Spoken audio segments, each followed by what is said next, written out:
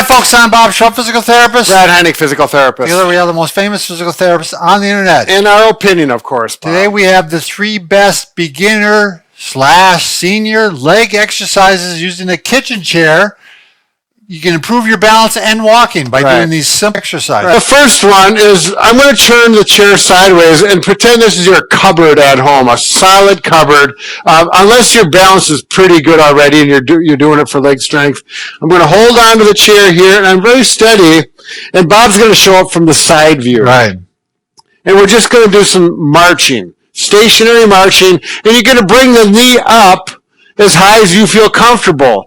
So we're going to do 10. You can go 10 on a leg. If that's too much, go 10 counting back and forth. Being 5 on a leg would be a good goal.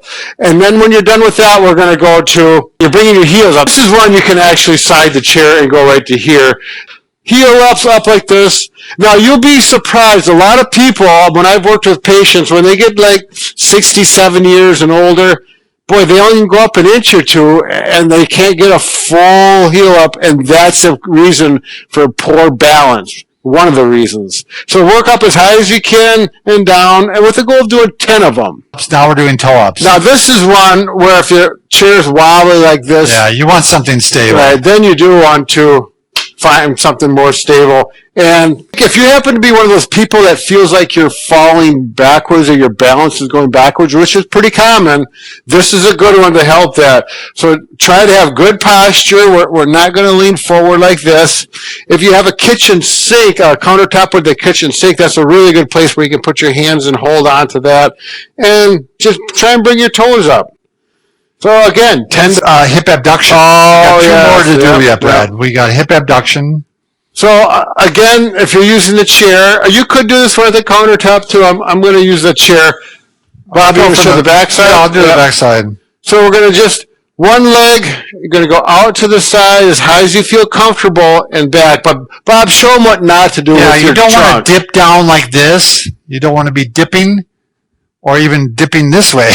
You want to stay straight up and down, bring the leg out, and you want to bring the toe should be pointed forward straight too. You don't want to bring it out like this, like that.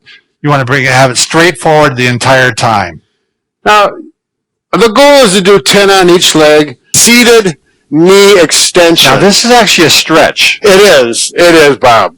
But I'm still going to include it because when you walk, if your knee does not straighten out when your heel comes down, that's a normal mechanical action of the knee. And if it stays flexed, that can start to cause problems in the knee. So let's say this knee goes straight and the other knee doesn't go all the way down. Look at the height difference. So we're going to work on this one to see if we can get that straighter. So this is the exercise. I'm going to show it on this leg. If it doesn't go straight, you're just going to get it and put some gentle pressure above the kneecap. Don't push on the kneecap. That can irritate it. And gentle pressure on and off. And on and off. What they found is that, any gain in motion tends to decrease the arthritis. Yep. I mean, I've seen this happen many times. Don't get too crazy the first time. So be gentle on it the first day, even if it doesn't hurt, just time to test it out. After a couple of days of doing it, you'll know how your body responds. Now, the next one is going to work on bending the knee. Right. And the nice thing about it seated. You can do it seated or lying down. So this also works the hip. So in a seated position or lying down. Like the pressure on, pressure off. Yep.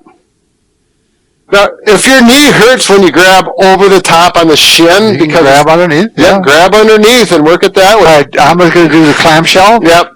Supine or sideline? Well, you can do it sideline or supine. I was thinking supine on your back, but sure. That way it kind of works both of them together.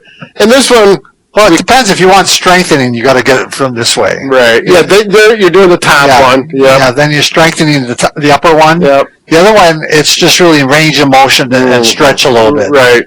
So you got to determine what your goal is with that. And obviously, I'd lie on my other side too. Yeah. Hip extension. Yeah. In other words, bringing it backwards behind you. You can do it off the edge of the bed, but you got to be very careful that you just move your hips to the edge of the bed and keep your body well onto it. Right. And I'm going to lower this one down like this. Yep. And then I'm going to bring this one up. Yep. And you can see, watch this, my hip actually raises up. Right. There's a little bit of tightness there. Yeah, and so that's stretching the hip flexors, okay? They're deep. They're actually kind of inside the abdomen a little bit and right where that pocket is. So they're deep muscles. And you can see Bob's leg. It's a subtle movement, but as a therapist, it's very clear to us. So we're training you to become therapists. Now, that's a nice way to do it. The other way to do it is if you take a pillow or if you got a nice carpeted floor. I'm going to work on my right hip. It's nice to have a little cushion on your knee, particularly, because especially if you got a little arthritis. And I'm going to go like this, hand right here, try to keep good posture, and just simply lean forward, and right in there you'll feel those muscles stretch. He's giving a little push with his hand there. And you don't necessarily have to do it the first time, but as time goes on. Yep. It's hip flexion. So we're going to start on the hip now. So we're going up, and we're going to do each side 5 times. Just a good one to get. Again, what we get moving is the synovial fluid, which is kind of the oil of the joints. You can grab and help a little bit if you need to. Yep. Give it a little stretch if you want it at the end. Okay. Now, hip abduction. Now, you can do this a lot of ways, but one, you can just go ahead and basically spread out and back in again. Kind of like a clamshell, but you're not on your side like a clamshell. Right. So, and keep your feet close together so they're touching typically if you can. Think about breathing through all these. Relaxed breathing. Knees. Just all we're going to do is bend and straighten. Now, this is a good one. If you're having knee arthritis issues, throughout the day when you're seated, you should be doing this. Right. Like every 20 minutes, every 30 minutes. Yep. And try to kick it out as straight as you can. Just don't do a half one. If you can get it up high, go ahead. You don't have to do 20 or 30, just 5 to 10 if you're doing them often. If you're going up to that high and it's getting easy, it's time to add some weight. Right. Now, this is an ankle weight, a 3-pounder. You probably need a 1 or 2-pounder. You can get these online, or you can get them at any big box store. A lot of the big box stores have them. Sometimes I'll have people hold their knee here to stabilize it, just so they get a better mechanics. And now, another little bit of advice is if you do sit a lot, don't sit with your knees bent beyond 90. Like this. Yeah. Get them out like this and even like this, or you can makes a big difference. The ankles. So we're going to go your head on me there. Yeah. So you can do them together, or we can alternate. I'm going to the circles now, Brad. Now, I like to do it like this. I cross over. Yeah, that's a nice option. And go 5 one way and 5 the other direction. Yep. Or, you can do both at the same time. But this is just, again, it gets the body warmed up and make sure all the joints are moving throughout their full range, and it's going to help you in the long run with your arthritis. In a nice firm chair, we're just going to simply do sit to stand like this. Now, you may need to push off the armrest. We're going to do 10 of them, and you'll feel those quads. This is working the quads, the hamstrings, and the hips. A lot of muscle groups here. Can I have the Booyah stick? Yeah, if you're a true beginner, you may want to start off with a set of 5. Yep. If it's just too much there for you go. 10. Look at the posture. I'm trying to avoid this. Yes. Going forward. And that's what you're weak. If you're too weak, if you have to get up like that. Right. And sometimes you take your cane or stick and you go like this. If you can do 10 like this is even a little more advanced, then it's time to go to the single leg. The single leg, you could use an armrest. I don't have one here, so I'm going to use a stick, same thing, basically. And we're going to go up like this with good control and back down. Now, I'm going to put this in there, just a little demonstration. There we go. Now, that makes a big difference, okay? Sure. And if you can do 10 of those, next option, lunges. I like to go out about 2 to 3 feet out. Good posture. I'll use the Booyah stick for balance. You don't have to. And I simply He dips down. He's not dipping forward. I'm not going this. Yeah. And look at my knee. I'm not doing this. This is a really common mistake. Yeah, this is very hard on the knee. You mind if I take it? Yeah, just for a second. You don't want the knee to go past the plumb line here. Of the toe, right. Right. You see, when I get to it, right there, then he dips down. Right, and I think about my back knee back here, just barely touching the floor, because that can hurt if you bang your kneecap on the floor. And then the ultimate that at home is if you put your toe on a chair back here and then start out like this, this becomes harder yet. Plus you get a hip stretch benefit. Do that. The ankle, can you come down here, Liz? I'm going to, first of all, let's say your right ankle is more painful than your left. And I bet you if that's the case and you put your ankles together like this and you pull them both up this way and down this way, you may find that one goes up this far and the other one is restricted in range of motion. Yeah. Almost always that is the painful side or the more painful side. Correct. So if we can get this ankle to come up to here, where the other one is, the less painful, more than likely the pain is going to reduce. Now, you're not going to do this in one treatment session. No. This is going to take a period of days or oftentimes weeks of constant stretching, but we're going to show you the stretches. There's a lot of ways to do this, but I'm going to show you the two ways that are probably the most effective for many people. Fastest and easiest. Yep, precisely. Okay. Let's say my left ankle is the one that's restricted in dorsiflexion or pulling up. I'm going to use the wall, and this is nothing more than the wall stretch. So the key on this is instead of having my toe this way, it should be pointed directly towards the wall.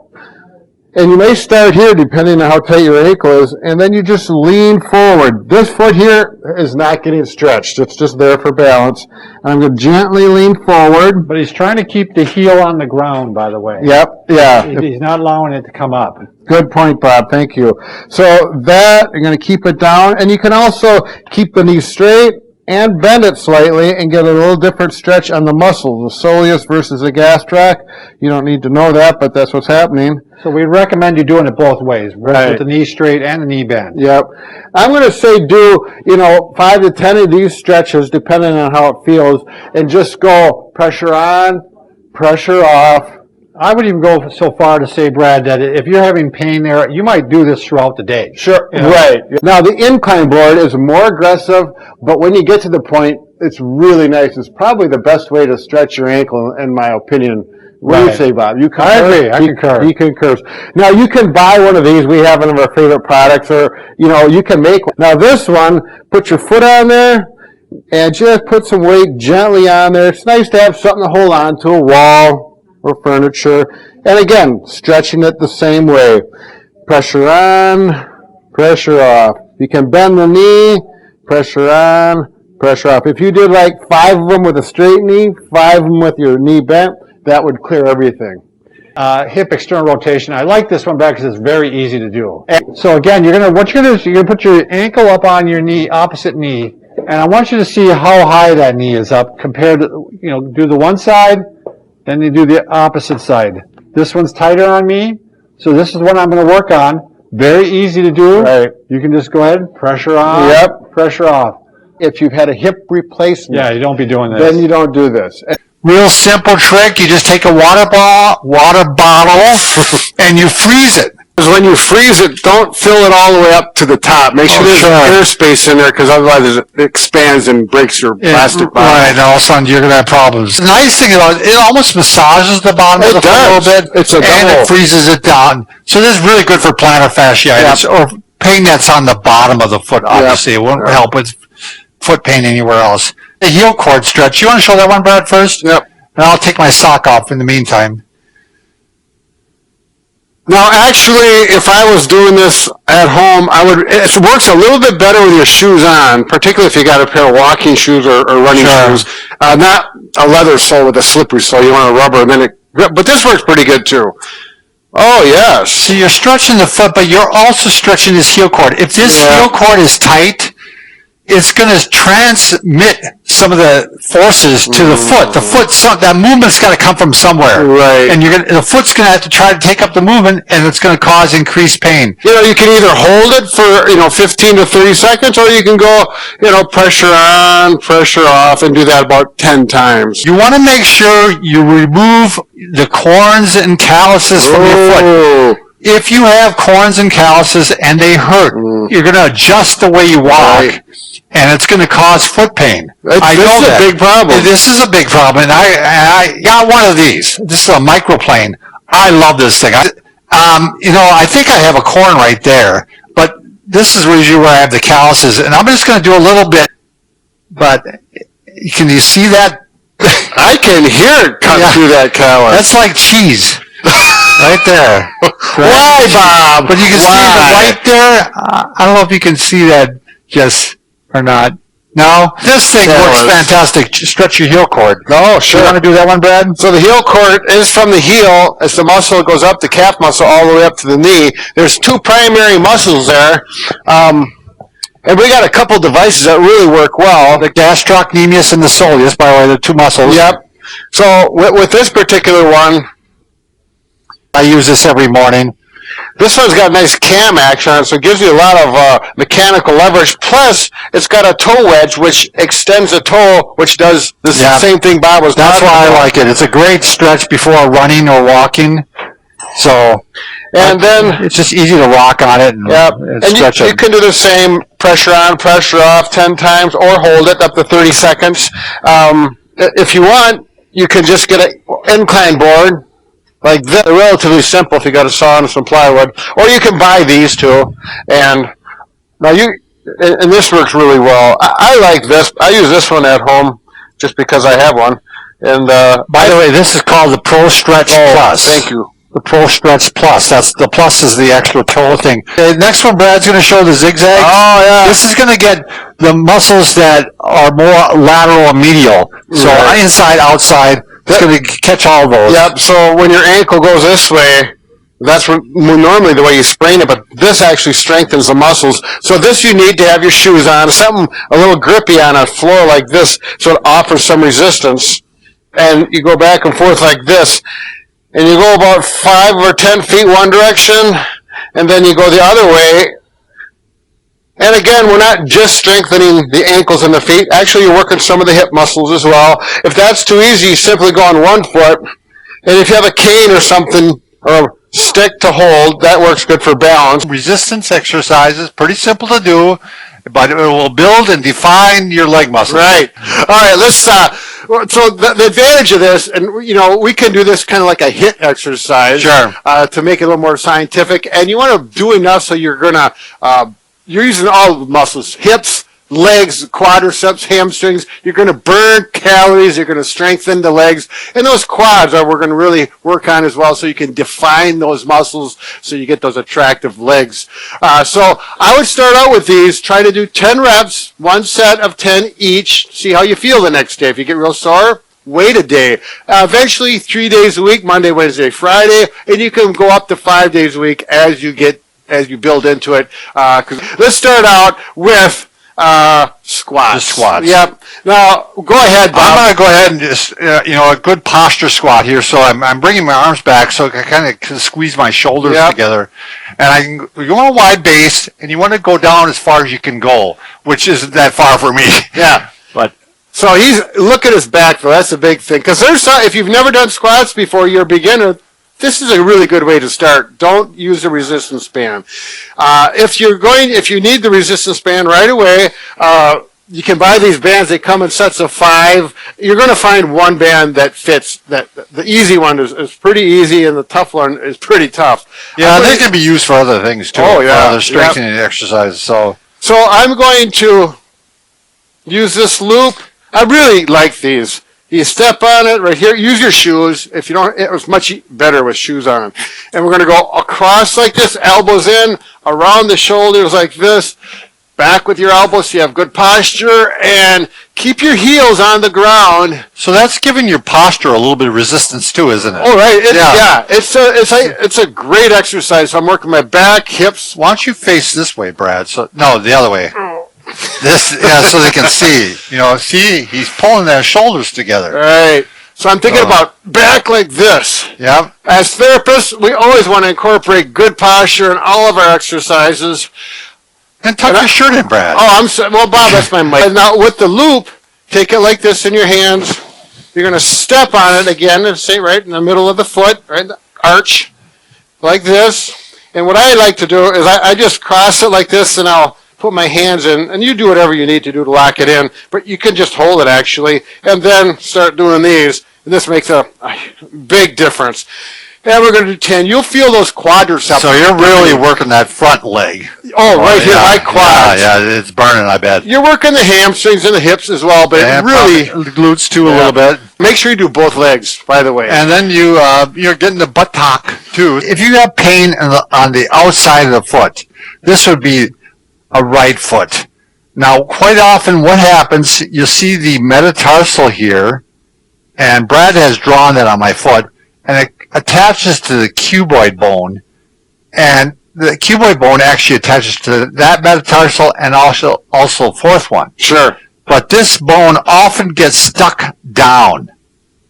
And so what we're going to do is grab that bone and pull it up while I'm holding on to the fifth metatarsal. Yeah, I know there's a lot to this, but Brad, it's not that hard. Well, it's easy if you're really familiar with anatomy. So you follow the foot down on the outside of the foot, and you'll find out if this hurts or not. You'll know right away. And there's a bump here. That's the end of the metatarsal. Right off that is the cuboid bone. Now, if you push on this and you go like this, oh, mine is a little bit hot. Oh. Not too bad. But I can grab this bone and grab the cuboid, and I pull up on it. You're pulling up on the cuboid. Yep, I'm pulling up on that square bone right here. Cuboid, I imagine that's why it's called cuboid, right? Yeah, it's square-ish. With a good imagination. No, it's not too bad. Mine's not too bad, but if you're having trouble with that, that's going to be hot, as they say, or very hurtful. Hurts too bad. And don't do it. Don't do it. Right. But and if it doesn't hurt at all, it's normal. It's stable. Okay, doming. I got a couple lines here to help you understand what we're doing here. So I have a line drawn on my metatarsal here, head, and I have a line drawn on the floor. So doming is what you're going to do is slide this metatarsal back and form a dome. So you can see how I slid it back, and it's back from that line. And I'm feeling strengthening going on in that area. Contraction going on in there. You want to keep the heel stationary and just get that so these muscles have to, all those little intrinsic muscles in your feet. And it's kind of a hard thing to, you really got to concentrate. Because I don't want you really grabbing in, I don't want you grasping into the wood, into the floor. Yeah. Because then you're using extrinsic muscles. It's hard to explain, but you want to stick it to the intrinsic muscles, so you're going to work back and forth like this. Now you can start by sitting and doing this, and eventually you can do this inside your shoe. You can do it while you're just sitting in a chair. Can you do it right now, Brad? It is one of the things you gotta work on it. Yeah. And then eventually you get to the point where you actually you do it with both feet, and then eventually you can get to the point where you're standing. You probably got to hold on to something and do it on one foot. Is it a blood clot causing the pain in your leg? DVT, which is a deep vein thrombosis clot. And we're going to tell you how to tell it. So let's get to it, Brad. There's two common places one may feel pain from a blood clot in your legs. One is your calf. Yep. And another one is right behind the knee or the thigh. Sure. Right in this area. I haven't seen any of those. Have you? I don't think so. The calf is probably really more dominant. Yeah. So what you're looking for, some common signs of a DVT or a blood clot is you might feel cramping or throbbing in the calf muscle or behind the knee or thigh, and it's usually just one leg. Yeah. It'd be unusual to get a blood clot in both legs at the same time. Because you can feel pain and cramping from other things, so you can't, it's just one of those things that you have to be concerned about. But if you're at home by yourself and you're watching this and you do it, especially if it seems like it's getting worse, you need to go in and get it checked out for sure. Because the DVT is dangerous. The blood clot is dangerous. So it can break loose and travel through your bloodstream and get stuck in your lungs. One bad habit that may be causing your knee or foot pain. Sure. When you stand or walk with your knees basically too straight or hyperextended. So if you stand all day long with your knee hyperextended like this, that's going to cause problems. One thing that happens with this, Brad, is that over time, the calf muscle starts to actually get a little tight. Because Sure. this is stretching it. This is keeping it straight, and so it can actually tighten up on you. From stand with a staggered stance, Yep. with a little bit of a bend. Yep. It's not a minor thing when you stand with the knee extended like that all day long. It's just another thing that's going to put a lot of stress on the knee. Problem is a very common problem, and especially in women's shoes. So the toe box, that's this part of the shoe right here, is too narrow. Yeah. And it squeezes your toes together. Yep. And you're going to find that especially in high heels. Oh, yeah. Yeah, because then not only you have a small toe box, but the shoe is sliding, the foot is sliding down into that area and really getting squished together. But the first thing is you really want to have a shoe with a wider toe box. Bunion pain. So bunions occur quite often when the foot is being squished in, and especially when the big toe gets pushed over, and it creates a big bump right here. So again, you're going to want to avoid high heels because that's going to promote that. You want to get a larger toe box.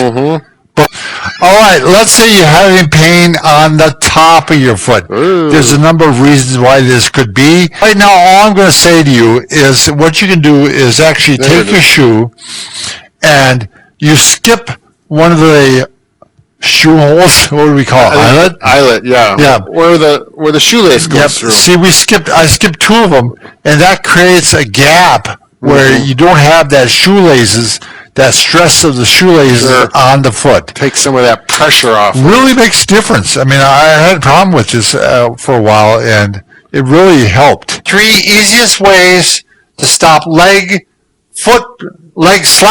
pain and swelling at home without exercising, following the medical advice that your physician may be giving to you. Exactly. So first of all, if you do have swelling, whether it's from an injury or this chronic, elevation is one of the things that's pretty safe to do. I don't think you have to get a hold of a doctor. Right. So laying down, the rule of thumb is elevate the swelled part, in this case the leg, higher than the heart. So you can just take 2 or 3 pillows and put them underneath your legs. So stack pillows as needed because you want to be comfortable. One thing we really like if you have chronic problem. And that shows you why, because you need so many pillows, but you could do it with one leg wedge. Yep. These are nice. And they're not that expensive. Yeah, they're nice for back pain too. Yeah, so we get that now. We're elevated. It's very comfortable. I've had almost all my patients say this feels good. It elevates, it's comfortable, and you can do your ankle pumps. Yes, you got room. And you also had mentioned in the past, Brad, that some of these are a little bit longer in length. Right, yeah. Especially if you're like me, you're going to have a lot of legs sticking out over the edge. Yeah. If you're taller than 6 foot, you'll want to get, they show a dimension from this corner on, and that's for the taller people. They must have different heights too, don't they? Yeah, I believe so. The other thing you can do, if it is a problem from an injury and it's swollen like a sprained ankle, you can do this, and you can put a cold pack around your ankle or knee, whatever it is that's swollen, and that'll be beneficial for 10 to 20 minutes. Usually people that have chronic swelling, the lymphedema, cold packs are not used with that. I mean, there may be exceptions, but you'd want to get that from your doctor or therapist. So on number 2, now this one is very commonly used, is compression garments. Yes. Now, when I first was in therapy and I didn't have this at school, I thought, well, if you put some kind of compression garment on your leg to squeeze that fluid out, you want to get a nice tight. The tighter, the better. Not the case whatsoever. It's you're going to get in trouble with this. We'll show you why. Right, exactly. So compression garments, you can use Ace Wrap, or a Compilon, which is a higher grade. It's got some special qualities. It doesn't stretch as much, and so it doesn't. It doesn't get too tight. Right, it doesn't get too tight. We're not getting into that with this video because there's some skill involved. You have to be taught how to wrap it properly. The 2 things that are much easier, and this is commonly used in the medical field, is Tuba Grip. If you do have chronic swelling, Bob, you mentioned this before, you're not going to want to do this unless you got it okayed with your physician. Get it okayed with your doctor, because if you bring the swelling out of your legs too fast, it can overwhelm the heart, Yes. and it can be a very critical situation. Yes. Plantar fascia. The reason I said plantar fascia because that's what is affected. There is 3 thick, flat bands that form the arch of your foot. Now, I actually have a pretty high arch. You can actually see the bands here. Yeah, you certainly can. So those bands come from here, and they actually go up into the toes even. And it's going to be important to know that, and I'll show you just in a minute. So, Are we going to mention also part of it goes up into the calf muscles too? This is all kind of the posterior chain, they call it. Yep, exactly. So what happens normally is this gets torn. This fascia gets torn. So not like it's torn right off the bone. No. Micro tears. Micro tears. Very painful though. Painful, and there's poor blood supply to this, so it doesn't heal very well. And quite often the pain is right here. It can be anywhere, but quite often I'll see it, and everybody sees that it's right there. Also what happens is, that's what is trying to help hold the arch in place, and so that's why it puts a lot of pressure on that area. So the first thing we're going to want you to do is stretch before you get out of bed in the morning, because what happens is it heals overnight. It's starting to heal. Yep. You get up in the morning, you step on it, and you tear it right open again. Right. So we want to put a little stress on it, stretch it under control when you wake up in the morning. So what you're going to do is just take your hand, I go right over the toes, and I'm going to pull the foot this way and the toes this way. You want to also do this when you've been sitting a while. So if you've been, let's say, sitting for an hour in a chair, you want to go ahead and stretch that foot before you get up out of the chair and, again, slap that shoe back on. That's right. The way I actually do, Brad, every morning I get and I sit on my feet. Yep. So I actually stretch it into plantar flexion, right? So you do that on a floor, right? Not on bed. Now, initially, I could only go about like this. Yep. And now I could get all the way back like this. So that weight is putting that foot into called plantar flexion. And the toes. And the toes. Did it hurt at first? At first it hurt. Now it feels great. Oh, look at me. Say no more. You're not going to do this on a hard floor, probably, unless you like pain because it hurts on your knees and here. But I'm just going to go back like this, and then you can just relax like this. And the way you do that in a chair, you can do it at work if you're in a chair, or wherever you can find a chair with shoes on. So it's really convenient. What you'll do is here, and you can see I'm going to bend, and I'm going to dorsiflex my ankle. In other words, let my ankle go like this, and slide your foot back. And you can see my great toe right now is extending. I'm dorsiflexing my ankle, and I'm getting that stretch. And you can hold that there for 15 to 30 seconds, or you can do pressure on and pressure off, and do that 5 to 10 times. And do that every hour or 2 hours so that you maintain that flexibility. Right. What you'll find is if you sit for a while, it's starting to heal again. And you get up, you might actually re-tear it. It's starting to tighten again. You've been sitting for an hour or two. Right. So it's a stretch you'll want to do before you get up if you've been sitting for a while. All right, next one is actually, this is for my hammer toes, but it's good for anybody's foot. You're actually going to stretch, rather than this way, now you're going to stretch down. Yes. So what I do with this, Brad, is I'm going to show it on this side here. I actually take my thumb and put it in the bottom of my foot. Like a fulcrum. Like a fulcrum. And the rest of my fingers are on the top, and I pull it down and give it a good stretch. This is great to do in your chair. You can do it at work. Play golf? Depending whether or not you sit during the day. Sure. But you can take a golf ball, and you can actually use it to massage the bottom of your foot. Now, you can use different balls. There's a whole plethora of balls, right, Brad? This is one of my favorite ones. I just got this at the dollar store. I was walking out the checkout line, and they had it. They had a little light school, so that attracted me. But the little knobbies on there really feels good on the bottom of your foot, and it's does a plantar fascia massage, and it's just a great soft tissue work. We also, this ball is one of those that you actually buy. Right. Made for that, and you can try and see what works best. What feels best for you. What's nice about this, you can continue working, and you can stretch that fascia out, and you're stretching the foot too. Actually, I like it on the top of the foot too, because these tendons can get adhesed down. Sure. So you're going to actually tack and twist. So you're actually going to push and then turn. And this works really well because these spikes work really well. And yes, you can do it underneath the foot. And so it's best to do it. I can do it the sock on, but I know it's better without. It is. You want to get to the skin. Yeah. But I like it, Brett. You can do it with a lacrosse ball, but it's not going to be as effective as like these little spiky ones. Yeah. This is a nice way to massage the bottom of your foot. You can do it in a nice chair, relaxed. Massage / stretch. There you go. We're going to stretch and massage. Take 2 golf balls, get yourself some duct tape, and tape them together. So here's one, here's the other. Just duct tape them together. And this works really nice. Put that on the floor. Put your bare foot on there. You're sitting at your desk. Yep. You could be watching TV. Okay, so a lot of you wear shoes that are too tight, or shoes are pushing your toes together, and they never get stretched out like this into what we call abduction. So you can go through and just give it a good stretch. Now this last one is from a study that we've just found in the last year. Very interesting. What you're gonna here it is. Yeah. What you're gonna need is a towel, kind of a thick one.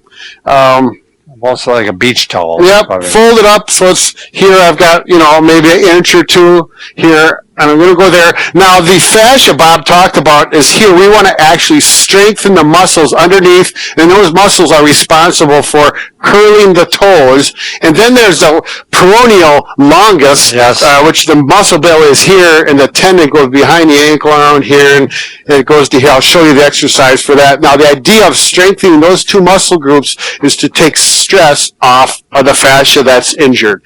So, without further ado, so I'm going to put my toes on the towel so my toes are extended. Now, in theory, the study put them at 25 degrees extension. You don't have to measure it or anything, but get it about here on that. And then you're going to push down as hard as you can for 3 seconds and relax. Push down 3 seconds and relax. Okay, you can do that 5 times. Wiggle your toes, give it a little break. Do the other foot, 3 seconds, relax. 4 sets of 5 reps. Right. So basically, 20 times on each foot, right? Yeah. Yeah. Yep. Mm-hmm. Then after you do that, we want to get that peroneal muscle. And the way you do that is I like to put the dorsiflexion. So we got a little extension on that tendon or tension, I mean. Tension. And we're here, and I'm going to put this foot off here. You have to have room for your knees to go together, and then you go up and back down. Knees are in. Yes. Why don't you face him? Yep, that's a good idea. I need something for balance. Sure. All right. Here. See how he's on the edge on both sides, and the back edge on the side edge. So the primary brunt of my body weight is going to the ball, right here, the ball of the foot. And that stresses that peroneal muscle. You'll feel it on the outside calf here. That's where the peroneal muscles are. And that's where you should feel the strengthening going on. Now they're saying do 25 of these. Well, you may not be able to start off with that. Right. So the goal is 4 sets of 25. That's what they did in the study. If you do 4 sets of 10 and you've had enough, that's good. All right, let's talk about some massage. Yes. You can do self-massage with your hand, and you can just do circles with your thumbs. Generally, what I recommend is you may not be able to tolerate right over that painful spot yet. Right. So you'll want to work around that. Yep.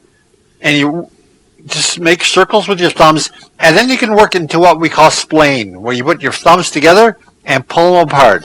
This is something you really need to get fairly aggressive with. Your thumbs are going to get tired. Yeah. And that's normal, and that's good. Well, as a second option, Brad, do you want to grab a massager here? We got the head on here. Let's get this going here. Now, there's 5 settings. You're not going to go on your foot straight in.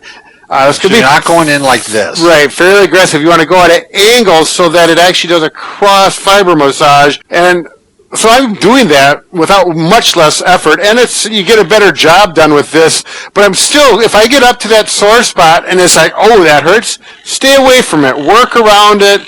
You can work up in here. You can vary the pressure and use good judgment. Getting all the muscles that are affecting the entire foot. And if this muscle is tight, when you walk, this part of the foot is going to take more stress. Right. So these This, even the hamstrings, Brad, should be loose enough that they're not pulling and causing tightness and causing increased stress here. So, yeah, you really want to get up into the calf, work that out. You want to maybe even, like I said, get into the hamstring. This is where this one really. The thing about a gun is you can use it all over your body, you know. And I'm now going to show the last one here. This is an interesting technique. You can grab, you put your thumbs right on the Achilles tendon, and you're putting pretty good pressure on it. And while you're doing that, you're actually flossing the muscle. So you actively move your ankle up and down like this. And tight calf muscle. Well, some people they may not realize, but these muscles here are responsible solely for plantar flexion, or pointing your toes down, pushing off when you walk or run. I mean, there's other muscles in there. Plus the fascia extends from the calf down into the Achilles tendon and around the foot into the bottom of the foot. So think of from here all the way up to here as one unit. I want to talk about the two muscles. The two muscles, actually. Okay. Right here, this muscle belly right here is the gastroc. Now that actually goes from the heel all the way up above the knee. So that crosses the knee joint, and that's an important thing for a therapist or, biomechanist to know. The other muscle is down in here. It's deeper. It's called the soleus. The reason that's important, to stretch both of those muscles, you have to do two different types of stretching. So we'll start off with, and this is a good way to tell whether or not you need to stretch. You can actually take a yardstick, Brad. Do you want to show this? Yeah, so here we got a yardstick. You don't have to have a yardstick, but when you need something, this will be easy to show. 5 inches from the wall, and then you put the front of your foot should be 5 inches from the wall. So I got a 5-inch distance from here to here. Keep your heel flat on the floor, and then you're going to bend forward and see if you can touch your knee without lifting the heel, and Brad is unable to do that. I'm a little tight. I'm coming up. I'm going to see if my other foot is the same. So it's nice to compare one to the other. And I'd say a little better, but still. It's pretty close. So you want to do it before you stretch, and then do it after again and see if you made any gains. And also over time, maybe after a couple of weeks. So I'm going to go ahead and start, and I'm going to show you the first stretch. Now, the first stretch is I'm going to stretch this back leg right here. So we're going to stretch the gastroc soleus. I'm leaning against the wall. I'm keeping the knee straight. Right. So the gastroc soleus is the muscle that comes up. It gives you those two bumps right there. Well, actually, the gastrocnemius. Oh, you're right. Sorry. Yeah. Now, keep that the toe needs to be pointed straight ahead. If you rotate the foot outwards, can you show how not to do it, Bob? Yeah, like that. Yeah, that will not be the problem. That will not cut it. Yep. So then you're also going to want to stretch it with the knee bent, because now you're focusing on a different muscle in the calf called the soleus. There you go. And I do feel that one tighter. Yeah, it is tighter. You'll feel the difference when you do that. Now, the last one you can actually do. You can do this in a doorway too. Lean like this, and you'll get a little stretch into the foot too also. But it's just a different way to go at the calf, and you can actually bring the right leg through the doorway if you have a doorway. So you want to actually make sure the toes extend. Like you've got really flexible toes, Bob. I do. Wow. It's one thing I'm known for. Now, if you've got shoes that have a really heavy sole, that will restrict you a little bit, but I think you can still do it. That's fine, too. This is my personal favorite way to stretch. The incline board. Yeah. Okay, so now with this, you put your foot on there, and you stand up, and I like to put all my weight. I need something to balance on this so I can relax. I have this by my railing of the stairs. Yep. So now here I'm doing the gastroc. I lean forward. I completely relax. I breathe normal. Just with the yoga strap. This strap is probably one of the most versatile, simple tools there is to assist with stretching. Right here, it makes it really easy to grab, and I can get that calf stretch that I'm looking for. And you can do it in this long sitting position, or you can do it in a sitting position over this way. Now this way, obviously, well, it's obvious to us, but you're going to get the soleus muscle is going to be the muscle that's mostly getting the stretch here. And if you do it this way, then we get that calf. And you'll feel the stretch more up here versus here. Absolutely. Again, we're going to same time length, 10 to 30 seconds. It's a nice stretch. I don't even mind. Then you can get the hamstring involved with it too. This is a bonus for you. Well, you can actually do both at the same time. Sure. Using a foam roller. Sure. If you want to grab a foam roller real quick, Brad, and I'll show that. I'm going to do it up here. Oh, you're going to do it up here? Just so they can see. Sure. Normally you would do this on a carpeted floor is probably ideal. So you can start by doing both, because that's probably, if you haven't done this before. And the whole idea, again, is if your calf muscle is tight, the forces are going to be transferred to the feet. Mm-hmm. If you're not taking, don't have enough motion in the calf, it's got to come from somewhere, so it's going to come from the feet. Yeah, so he's saying, you can go ahead, Bob, but, because the calf muscle, there's two ones, soleus and the gastroc, are part of the Achilles tendon, which is connected to the heel. It's all part of a chain. All one unit. Yeah, it's one unit all the way up into the forefoot and toes, actually. Now, the same with this one, you want to rotate in, get part of the calf, rotate out, get part of the calf, and you can be moving the foot while you're doing this. Brad, do you want to show on a stair? Oh, yeah. Yeah, so in a stairway, it works good. We'll just use this as a model. It really works well if you got at least one handrail here or here. Two of them is even better. I'm just going to use a stick to hold it. But you have to have your shoes on.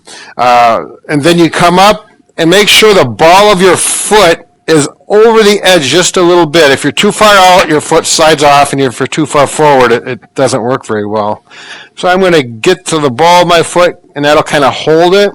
And my knee is straight here, and I'm just going to let my body weight, and this is where having some I do this with two rails, and I do it also straight and with the knee bent. Yep, there we go. And that's really gets aggressive. Now, do you do 1 foot at a time, or do you actually do both? I start out with both, and then I focus on one. Yep, that's a good idea. It doesn't take very long. So. And so we're going to stretch these for 5 seconds, 15, 30. Now, the last one is, and this is for an old guy like me, who's nearly 62. I'm going to do split squats, but I'll hold on to something like this. But what I like about this, I'm stretching my hip flexors, but I'm also stretching my feet. So you're actually getting a stretch on this ankle. You're getting a stretch back here. Yep. You're getting a stretch on your right side. Kind of an active stretch. Mm-hmm. And you can go further and further forward and really bend the knee over toes. And this is one of those things that's really functional because, like you said at the beginning, right? If I'm going to reach down and grab something, you're going to maintain your balance, your flexibility for lifting things. So we're going to talk today how to use a massage gun on calf muscle pain. The only thing is, though, when you have calf pain present, you want to make sure that it's not anything serious. Oh, that's a good point. Like a blood clot, that you could get DVT, deep vein thrombosis. Yes. And in that case, you're going to have probably some swelling, maybe redness, and when you squeeze it, it hurts. Yep. Diabetic neuropathy. Obviously, although we have found a little bit of circulation to the area does seem to help that. Sure. By the way. Sure. And arterial claudication. That's a big one. That means that's also talking about that your blood is not flowing like it should be. A lot of people clogged up. In the arteries. So a little narrowed up. A lot of times you'll walk for a while and it'll start hurting. My father had that very early. Yeah. But now, if the pain is due to a muscle strain or a micro tear, you should first find the area where it's torn. Mm-hmm. And all you have to do is use your fingers or your thumb and find the spot. Now, often it may be like in the mid-calf, or it may be right where you attach to the tendon. Down here? Yeah. I think this place where the gastroc goes... It ends right here, and there's a soleus. That's a fairly common it is. spot in there. But what you're going to do is you're going to find that tender area, and I usually like to work from the outside in, Brad. So you're going to massage. On both ends going in. Yeah, you're going to massage around the area, and then eventually you go into the area itself. And you'll know if you have a tear or strain because it's pretty point tender when you get on it, and you have to kind of palpate deep. You're not just going to go on the skin, but it'll open your eyes. Yeah, you should find a spot. Yeah, and we're going to recommend that when you use massage gun, just no matter which one you use, probably go with the fibers and against the fibers. Mm-hmm. You can do a little bit of both. So Red, like we said, we're going to go ahead and I got an aggressive one. This is the pointer bullet one. You could be on some of them. And I'm going to work away, again, around the area of tenderness. So Bob's going over his clothes. I'm going direct skin. You can do whatever feels best for you. And then start creeping into the area that's painful. And it's nice when you find the area that's painful to actually do cross fiber. To actually go across the fibers. So the fibers go vertical on all the calf muscles. So we're going to go actually this way, which is we're trying to do a little cross fiber massage because we're assuming there's some scar tissue that's being laid down. Yep. And we wanted to break that up, that scar tissue, and we wanted to get more blood flow to the area. So I think it'll help speed along your recovery. Yep. I actually like to move the foot up and down. Sure. And side to side, Brad. I would do a little bit of both, Brad. I would do the, without movement and of course with movement too. Brad, we're going to talk about big toe pain and stiffness. It's also known as hallux rigidus. Right. And we're going to show you 10 steps to cure this. So we're talking about the big toe and the first MTP joint.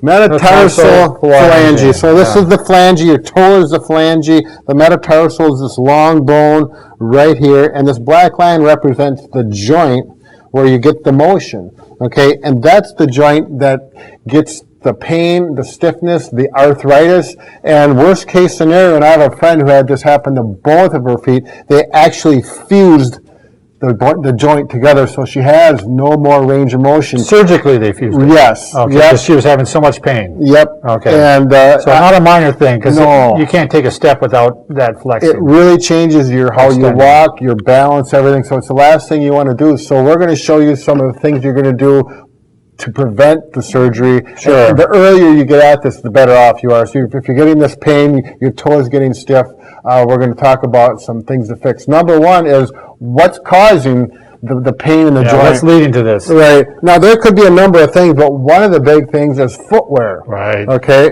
If you have a shoe and they come in at a tight angle. Like this. Right, like that, and it's pushing. Look at that, my pants got all dirty, Bob. And this, your great toe, your big toe is being pushed inward like this, also from high heels with a point. It's even a double whammy thing because you got the pointed shoes and the weight of your body pushing down and pushing in. The other thing that happens is it takes the joint out of alignment, but also there's tendons that make your toe push down, which is really important for balance and walking. And there's tendons have sesamoid bones. There's two little bones right here, and there's grooves that those bones need to go in to work properly. And when the toe gets pushed over, they go out of alignment. So that compounds the problem. So everything is out of the alignment. The ligament, the tendon, tendons and the muscle. And the bones. The joint itself. Yeah. So get a shoe with a wide toe box. Yeah. And don't get high heels. You're going to have to take away from that if you happen to wear those in the past. And also, if you're walking and you're to the point where every time you walk and that joint bends, it's painful and it's really interrupting your life, you're going to want to get a shoe that's real stiff. So if you pick a shoe up and you put your one finger there and you can do this, that's not a very stiff sole. That's not a rigid sole. Right. You want a rigid sole. Right. If you get a shoe that's stiff here, or a motion control, if you can remember that motion control shoe, if you talk to a salesperson that knows their shoes, they'll know exactly what you're talking about. They're typically walk-in shoes. Otherwise, if you don't, and you want to put an insert inside to stiffen up the shoe. Wide toe box, rigid insert, no heels. Right. Okay. Exactly. Big three. Okay, the next thing you want to do is get that joint moving again. Sure. Because what happens is the joint is going to become sore and irritated. So then because it's sore when you move it less. And anytime you move a joint less, it becomes more arthritic, more painful. More tight. And so the first thing, if the toe is going medially or pointed this way, this direction, actually it's laterally, then we want to pull that toe back in line and do some stretches on it to get the tissues in here. There's some muscles and connective tissue. Stretch it out. So, and again, do it within reason. If it's really sharp pain, you're going to have to do gentle, and this isn't going to happen, in one treatment. This may take a number of days or weeks to get this. Is this to a improve. bad time to bring up this, Brad, where you maybe would put That's one of a these in place? perfect time, Bob. Okay. Yep, and you could just take, roll up, we just got some Gauze, I guess. gauze here that we rolled up and taped up, and you can put that in there. You can buy these at the pharmacy. Dr. Scholl's has these little rubbery type ones Right. that you stick in between your Yep, toes. and that'll hold the toe over. Yeah, because you want to get that toe realigned up again. Exactly, you got your. Now, the next one is how to mobilize this. Now, this is where therapists are trained to do joint mobilization, but I think this is simple enough where I think you could do this at home. You certainly could try some of these. Yep. Yeah. So we got the tarsal bone is from here up to here. It's a big solid bone. You can grab it and feel it, and that's what you need to do. Get a hold of that bone. Thumb on top, fingers on the bottom. So we're not grabbing way into the smaller joints. It's right by the big toe, right Yeah, it's beneath lined it. up with the big toe, Yep. right along the same line. So that stabilizes it. Imagine that's like a vise, and it's going to hold it steady. And now we're going to work this joint right here where the black line is. The first thing, and you don't have to do them in this order, but this is where I typically start. I'm just going to relax this foot and pull. It's like we're going to pull your toe off and just give it some traction, we call that. We're going to hold that for 10 to 20 seconds. You can do it longer if you can tolerate it and don't get cramps in your fingers. Okay? There you go. And then the next one I'm going to do, and you can combine some of these. I'm going to do some rotation. So I'm going to rotate this way and rotate this way. So I'm going to turn my foot this way. This is kind of like if you imagine a nut on a screw that's all rusted, and you got to work it back and forth to loosen the rust up before it loosens up. It's kind of what you're doing with your toe joint. Now, if it really hurts in one direction, I would probably work it the other way more, right? Good point, Bob. Right. So the next thing I'm going to do is what we call inferior superior motion. Like I'm going to take this still stationary and go up and down like this. And obviously, there's not going to be that kind of motion. It's very limited. But you get that joint moving. And then we're going to go into I like to do those first, and then we go to the major motions. Okay, the dorsiflexion or extension, and the plantar flexion down this direction or flexion. Pressure on, pressure off, pressure on, pressure off. Just give it some good stretches. And after that, you may get flared up a little bit. Sure. So you may need to take some NSAIDs, ibuprofen. And you certainly could ice it too. Yeah, cold pack on there. Now that may take a week or two, and by the time you get the toe moving again, so you can actively move it, and it's getting closer to that 90 degrees, or at least halfway there, then we want to start strengthening it again. And then we go to our old favorite stretch band, TheraBand, whatever you want to call it. Get it just around that big toe. This is kind of cute, The great toe. The great toe, look at that. And yellow, you should get the yellow with lighter color. This red is a little more aggressive. If this hurts, you can't do it. Right. Yep. There we go. There's another technique you can do is just put a towel on the floor and try to take all your toes and scrunch the towel. Yep, scrunch the towel. Get wrinkles in the towel just to get that toe in there.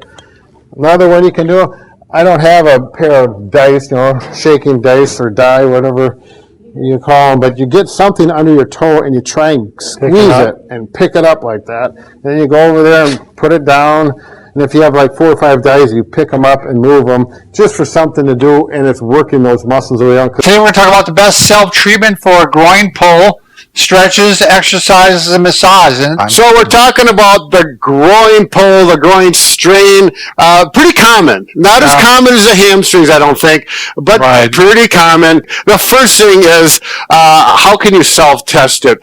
First of all, with activities, particularly moving sideways, or if you try to drag your foot on the ground and pull it here for some resistance, it hurts. Yeah. And it hurts in here. Okay, the other one is if you palpate or you push into those muscles, usually you can find a tender spot. And that's going to be the inner thigh. Right. So. And that's the spot where the micro tears of the muscle fibers has occurred. And then another one, if you do want to do a quick muscle test in a seated position, you just take a squishy ball, put it between your knees. You can put your fist between your knees. A ball works a little better. And squeeze like this. Now that may not hurt, but if you go down and do it in a lying position and work some different muscle fibers, you squeeze. If that creates pain, it's a groin muscle. So good. You confirm that. Now, if I'm going to stay down here, Bob, because I'm going to do some of these exercises down here. Again, if you've got a bad groin pull and it hurts, you got to give it some rest. Get a cold pack on there. Next thing is, you may do that for 1 to 3 days. Allow it to heal. When you can start walking and it's not making you limp anymore, then it's probably time to work the muscles and get the scar tissue that's been forming while healing with cross friction massage. Cross fiber. So I'll demonstrate here, and I would do this either laying in a bed. You could do it on the floor like this. You were doing so well, Brad. It's lying in bed. Oh, I'm sorry. I'm going to do it right here like this so you can get a good view. The fibers go vertically in this position. I'm going to get into that muscle. You might get over that sore spot and get in deep, and you're going to work it. Now, after about 20 to 30 seconds, it might be painful initially, but as long as the pain reduces after 20 to 30 seconds and feels better, you continue to do cross-friction massage on that spot, until your fingers get tired. Now, if you find that tender spot and it's just too tender to work on, work the muscle above or below it and work around it. Exactly. You can do that 2 to 3 times per day over a number of days, and that will, we've had great success with the cross-friction massage. Now, the thing about cross-friction massage is, the groin muscles are typically large muscle mass. Fairly heavy muscles. Your fingers get sore. Bob, the option that you have is, a massage gun, if you have one. They work really well for getting in muscles like this to do the cross friction. I have an orange piece of tape on this head. This head is designed to get in a little deeper, which is what I want. And also the orange is there so you can see it against my black clothing. There we go. That thing started percussing. Yeah. And then you can just, the goal is to relax that leg. I'm going to hold my leg here with my left hand so I get relaxed muscles. And I can work it across like this. You couldn't go with the muscle fibers, but typically we say go across the muscle fibers. And then we want to get into stretching.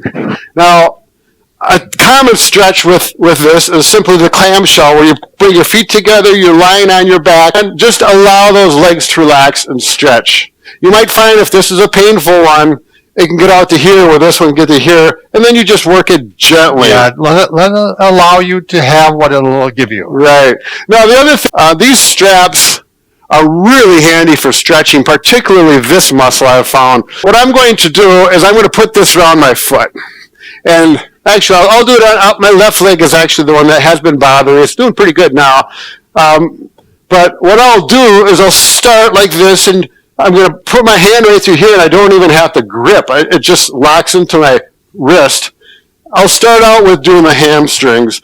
Now, to get those adductor muscles from this angle, I simply go off to the side, and boy, it works great, Bob. Wow. When I first started this, I was doing this very gingerly. It's like gentle. I can see this. Yep, I can. Absolutely. And then I would work over farther. I couldn't do this. Wow. Oh, yeah, Bob. Well, this would be great if you're a body, too. And then just hold it. You got some flexibility there, Brad. 30 seconds at the most, on and off, is what I typically do.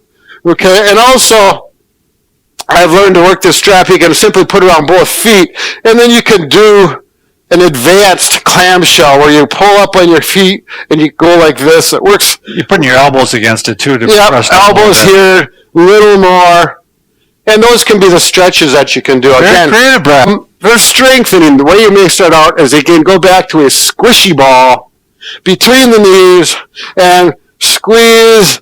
You may start out with some isometrics, holding to 6 to 8 seconds and relaxing. Do, up to 5 to 10 of those.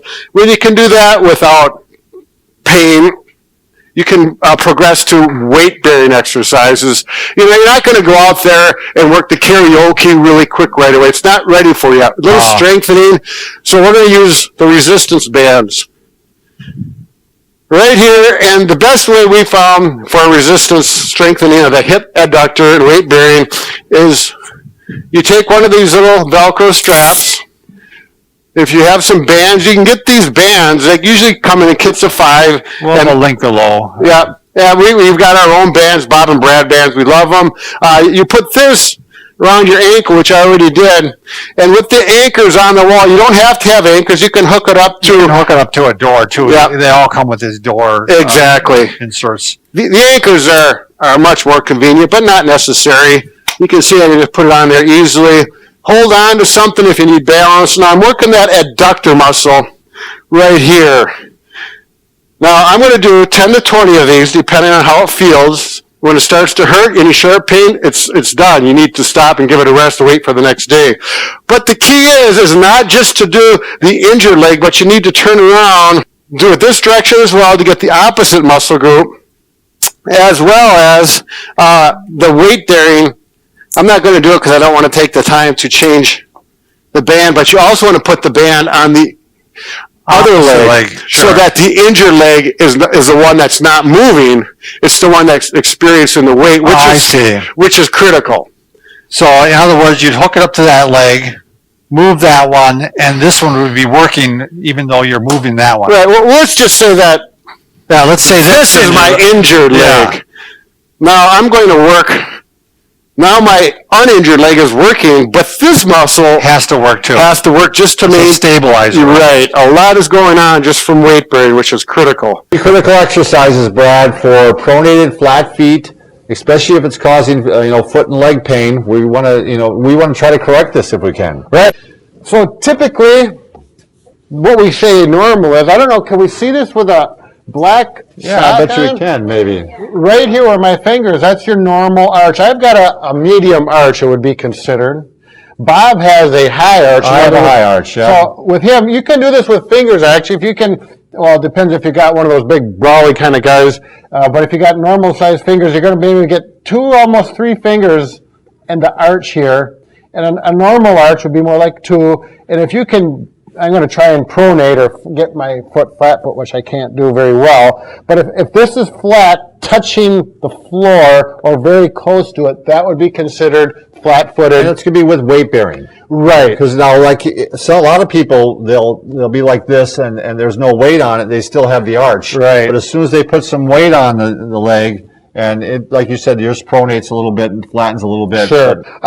If you do think you after seeing this, you think, well, maybe I do have some flat foot. What can I do? Well, one of the first things you want to show, Brad, is how the whole chain can affect the flat foot. Precisely, Bob. Yeah, I mean, it's not just the foot itself. The hip and the knee can have a great effect on flat feet, or causing flat feet. Or vice versa. Right. Flat feet can cause problems up the chain. Right. So let's look at this. If I'm going to exaggerate a little bit what happens. If I have my foot there and then I go into a pronated or flat foot position, we're going to watch what happens to my knees. See how they come in? So they kind of become knock-kneed. Right, yep. So, yeah, there you go. Right, so that's exactly what I wanted to do right there. I should have did that before, but I didn't think of it. So when I go flat, look at the arrow points the direction of the tibia. Yeah, look at that tibia. It starts turning in, and the knees are knocking, but that's turning in, which causes this. Well, this can cause that, or this can cause that. Right. Either way. One way or another, it's going to put stresses on the knee, and then the femur is actually going to internally rotate, which can stress the hip. And when that internally rotates, it can anterior pelvic tilt on the pelvis, which can stress the low back. So it's what are we going to do, Bob? Yeah, you want to correct this as best as you can to some extent. Yeah. If you have this, don't feel like all this is going to happen to you. You're going to fall apart because Well, we're going to show you some things, especially I think with a lot of women who tend to end up being like this because of the wider hips. Sure. But we're going to show you that you need to strengthen your hips too. Sure. So some people are going to think, why can't I just get some arch supports or some special shoes? Motion control shoes often help support it so that doesn't happen. And the argument is, when you do that, the muscles that normally help support that arch get weaker because they don't have to work. They're being supported by the arch support, and then when you take your shoes off, they're really weak and they flatten more.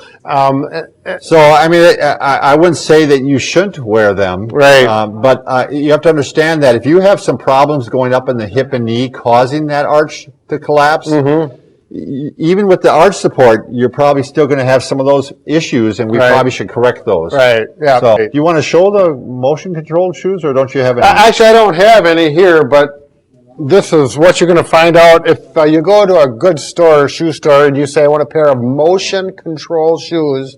They'll know that there's for a flat-footed person, and you're going to look at them, and they're very distinct. They're very, the sole is very prominent from the heel all the way up to about the forefoot. It's about twice as thick as this, and if you take your finger and you pull down like this, you will never be able to do this on a motion control shoe. It's very stiff. You'll get the tip to bend a little bit, but certainly not like this. One other point, Brad, if you take an old pair of tennis shoes that you've been wearing a long time, generally if you're flat-footed, you're going to be wore out more on the inside here. I mean, that's where your wear pattern is, and that's not normally where it should be. Normally, you're going to maybe have a little bit on the outside edge here and right through here. Right. But on a flat foot, it's going to be on the inside. So there's your sign, too. Shoe analysis. Yeah. Bob, I want to get to the exercise. All right, let's start. The first one is you need to do this barefoot or socks. Okay, you're not going to do it with shoes on, and I'm just simply going to.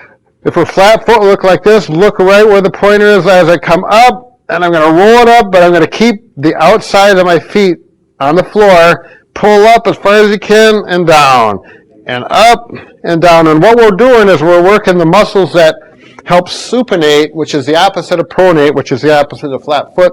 So we're working those muscles to get that arch stronger. You do 10, 15 of these.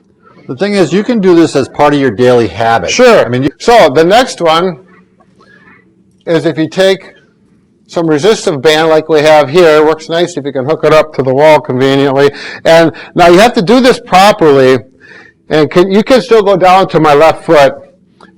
I'm going to use a balancing pole here. I was going to say, you don't want to have it so bad, the resistance so bad that you're getting pulled and you can't even hold yourself up. This is the yellow one. It's not a lot of resistance. And you don't want to have your foot out so you're imbalanced here, so you're doing this, which is not a shoulder exercise.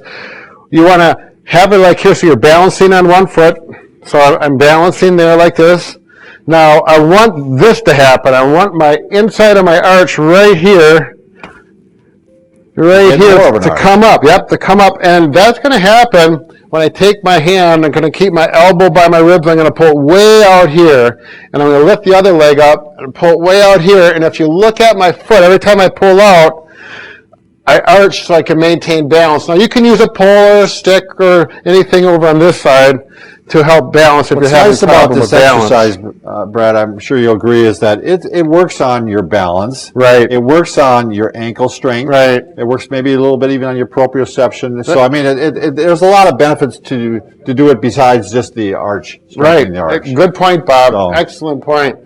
And the last one. You're going to do on the stairs. Yep, on a stairway. Okay, so we're going to start. Bob, you want to point with that one? No, the other end. Okay, you have to use the red part. Gotcha. There. So I'm going to start in dorsiflexion, and I'm going to allow my foot to actually go a little flat. Now I'm using this to balance.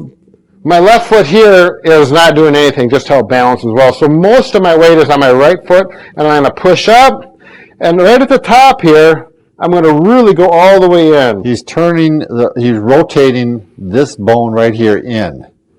So it's going this way. All the way up. And you're going to do these slow like I'm doing. Up. And that causes the arch to become larger. Yep. The best 3 foot drop tests and how to walk normal again. So this is after stroke or nerve damage or what else, Brad? Right, you could just have weakness from an injury. You know, if you car accident, maybe injured your legs in the neuropathy would do it too. Oh, there you go. Yeah. If you find your foot dropping, or you're going to fall because your foot catches on the floor, that's a sign of foot drop. If you have foot drop, the strong leg, if your left leg is strong, it'll be fine, and this one will kind of fall. I've just worked with someone just like this. It couldn't hold that toe up. The third test is a manual muscle test. We're going to go ahead and he's going to take his toe and bring it towards him. Right. So I'm going to pull it up as hard as I can. And then I'm going to hold it. And I'm just going to go and pull on it. And this is a strong muscle normally, so you can pull as hard as possible. Right. And if it holds, it's doing fine. Right. If you go like this and it gives way, there's a problem. So how are we going to treat this? If you have foot drop, in other words, you'll know you have it because it'll be typically one foot, and you'll hear that slopping. That slapping. Right.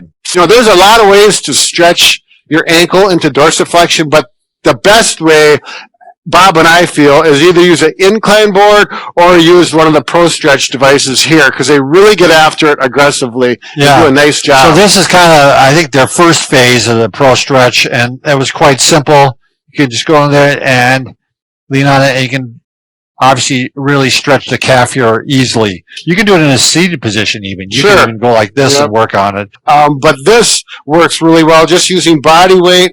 And right now I'm going to stretch here. I'm going to get my gastroc. And then you also want to bend the knee and make sure you get the stretch with the knee bent. You want it stretched both ways, in other words. Right. And you can hold that stretch up to 30 seconds. Number 2 is you need to strengthen, make sure you have the muscle strength to pull that ankle up, because that's the whole thing of foot drop, is you're not able to dorsiflex, and then your toe drags, and that's the drop.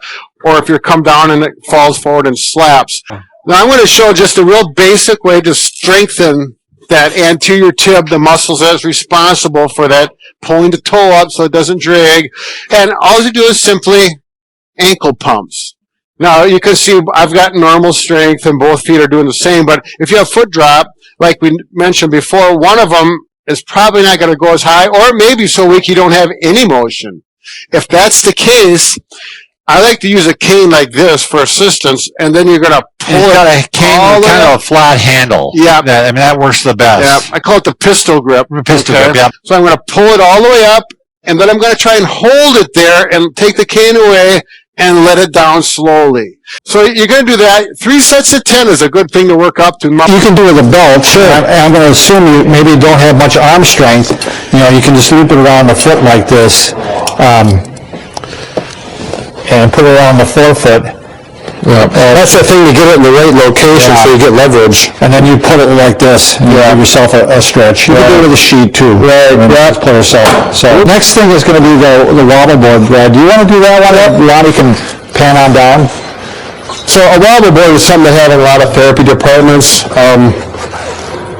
But it's a wobble board because there's a ball in the bottom and a board here, and it wobbles. And you can start with 2 feet, and the good leg is going to help the weak one. And you're just going to wobble it, forward and backwards. So the backwards is the important thing, because foot drop means the toe is going to drop down.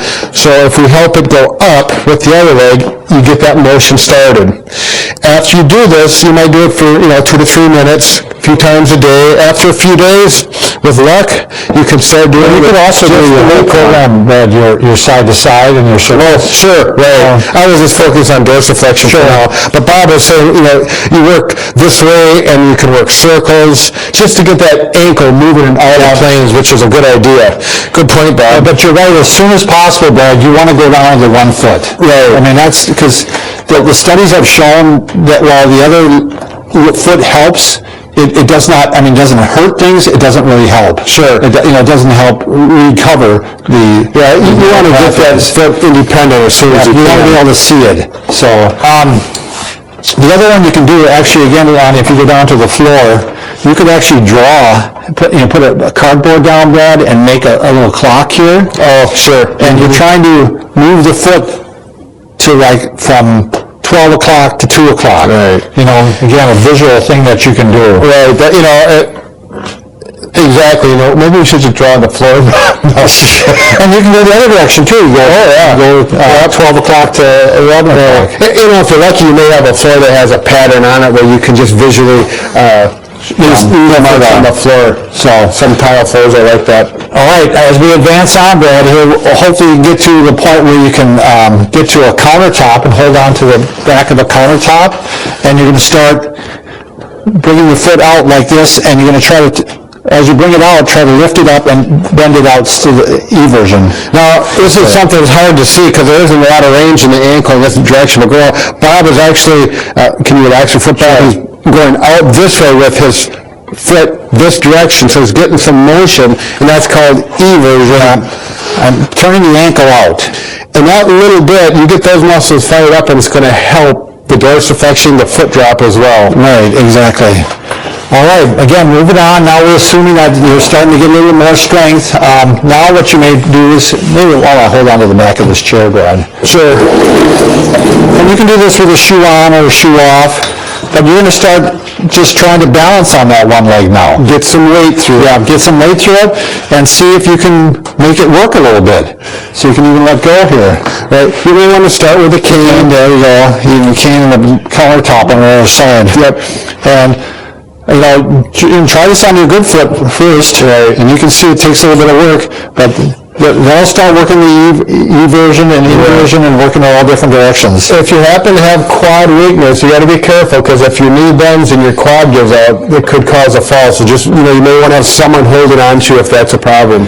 Now, very good point, Brad. Now, if you're starting to get to the point where you want to walk, and maybe you had an AFO, ankle-foot orthosis, the step down from that is just to get an air cast. And what this does is it supports the ankle and stops it from turning in or out, right? So you won't sprain your ankle, but you still can work on going up and down like this. Right. It won't hold it up for you. Right. So if I slip this on... That is a big concern with people that have drop foot or after a stroke when you don't have good ankle strength, is that they'll just sprain their ankle because it'll invert in, roll in. So if I tighten this up real tight, Brad, it'll stop me from turning this way or this way. Right. But I still can go up and down like this. Right. So that you can start walking with this and work on trying to bring that toe up while you're walking. Yeah. Is that right, Lonnie? You got it. So go ahead, stop right there. When you're in this phase of the gait, you're really focusing mentally on pulling that toes up and getting this gap in here. Yeah. So what Brad just said, when you're walking, this is where I'm going to allow you to look down even and see if you can pull that toe up every time you come through. Yep. And you don't have to worry then about spraining your ankle. Right. So, and if you can't, if you can't bring the toe up at all, you're going to do this thing where you lift up the hip higher than you could and compensate that way. Mm-hmm. All right. Again, moving on. Let's say now you're to the point where you can actually do some strengthening.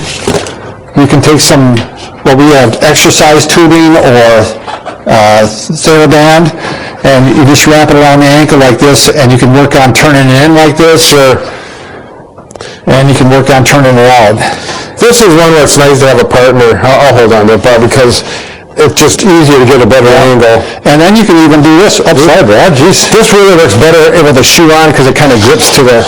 I was just going to show how you can do, you could even do ankle dorsiflexion by going around both. Mm-hmm. If I stood on this and I went like this, now I can work going up. If you've got athletic or tennis shoes or whatever, they work a lot better with TheraBand because the TheraBand grips to the sole a lot better. So that wasn't a very good demonstration. The last thing, Brad, is what we really start having people work on is doing what we call side steps, because the ankle's having to work while you're doing this. It's having to turn in and out and walking backwards. Yeah. And then you're walking ankle strength, balance, and then you put it all together. If you're having problems when you're walking, if you've had a stroke, sometimes you have foot drop as a result of a stroke. You may have foot drop as a result of another issue, which, there's a number of different things. Neuropathy or something like that. But And you have to be to the point where you're actually up and walking, but your quality of walking and you're not feeling steady, and that foot may be dropping, or you're dragging, or you find yourself kind of circumducting to get away from it, and you just feel unsteady. You may be using a cane or a walker transitioning to a cane. This would be a nice exercise. So what you'll need is 4 of these, 2 foot long, roughly, to be exact, a chair. It would be nice if you had a chair with an armrest. That's optional. And a smooth floor works best. Carpeting will work, but best to start on a smooth floor for a couple of reasons. It's easier to balance for one, and it works best with the sticks, and you'll see. So you put one stick here right below the chair, and then the other one positioned like this, and then like this, and then like this. There we go. Now, to start this out, I highly recommend you're either going to use a cane, a balance stick, and someone to help. Right. And you can see I have around me, this is not for style, this is a gait belt so that my helper can grab that if I lose my balance to prevent the fall versus grabbing clothing. I'm going to use the Booyah stick because that works well too, but you can use a cane, works well. So that does, now we're going to start to walk. Now, the whole key is I don't move one of these. Right. If you even moved it a little bit, your foot was too close to the ground because these are only a 1/4 inch high. You could get more of these if you wanted to make a longer train. Someone would be here to help me out, make sure I don't fall. First, we'll practice the stands. If you have armrests, you may want to push off if you need it. If you don't need it, don't use them because it's going to be better for your strengthening and your balance. Am I in 3? Yeah, that's 3. Okay. I'll do 5. You could do less or you could do more, depending on your condition. Okay. And then I'm going to take my time and step through. Now, these are also making you step a little bit longer. If you're kind of a shorter person, you could make these sticks in between a little shorter. That's a good point, Bob. Absolutely. Turn around. He's having to take a pretty good stride, right? Right. We're going to talk about the best stroke leg exercises, bed to walking. Right. All right. So if you or your loved one has a friend or family member who you're assisting has had a stroke, CVA, cerebral vascular accident, the medical term for it, you're not going to start with these exercises until the doctor gives the okay. Right. They're stabilized. Right. They've been out of the hospital. So make sure that there's no precautions. Well, let's start out with the person in bed. Bob, we'll say that your left side is involved. That's this one? Right. I can pull up the sleeve here, or pull up that leg. There we go. So, closest to the camera. Now, it all depends on the individual. We're going to be focusing on the leg, assuming that his upper arm, his left arm, because a stroke typically or always is on one side. Let's say this arm is doing quite well. Sure. Considering he's had a stroke. So we're going to focus on this leg. The first thing I like to do is start distally or farthest away and work towards the body. Bob, can you do ankle pumps? There you go. And actually, it works if you can do both at the same time. We're going to do 10 repetitions of each. Okay? The next one, we're going to do straight leg raisers. So bring this knee up, Bob. So a straight leg raiser looks like this. And when we do it on the involved leg, bring this knee up. Oh, there. Yeah. Gotcha. This makes this leg more stable, a little stronger. So again, lift up. And if you need a little help, I'm going to help just with my fingertips and go down. You can even do it where Brad brings the leg up, and then let's go slowly and see if the person can hold it up. If they're not strong enough to go up, then you help and then do an eccentric strengthening like that and going down. The next one, heel slides and pull back. You know, Brad, I would probably do these with the knee glide. Yeah. Because this is one thing that's really hard to do because the mattress is soft, your heel sticks, and this is one of the big benefits of using this device is you put it on there and it really allows free motion. Really takes away the friction. Yeah. All right. Next one, the old famous bridging. So he's going to push his hips up in the air. When I start off, it might be mostly on the right side. Yep. Again, this one might flop over. Yep. If it does, Brad will help hold it. Right. The other thing I've done a lot with early on is I'll actually sit on the person's toes comfortably, so it's not, and then that supports it here. Yes. And then I can pull here, and that really seems to kick in those muscles. Yeah. Wake them up. The next one is where you need a lot of assistance from another person, and I've had a lot of friends and family members. I'll show them how to do this and say, you can do this at home if you take your time with it. So we go up to here. All these should be completely pain-free. There should be no pain with any of these exercises, A to Z. Can you push your foot into my chest? Push, push, push, and I'll let the person push me, and I'll verbalize it. Push, push, push. That oftentimes helps get those muscles to kick in.